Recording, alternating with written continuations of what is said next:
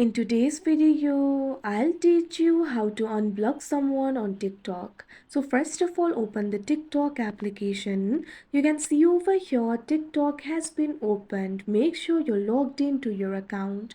So if you want to unblock someone, tap on the profile icon that you can see at the bottom right corner of your screen.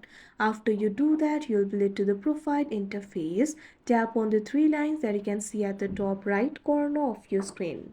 Now you'll be able to find various options over here. Tap on this option, settings and privacy. Under the section for visibility, at second you'll be able to find this option for blocked accounts. What you have to do is tap on it.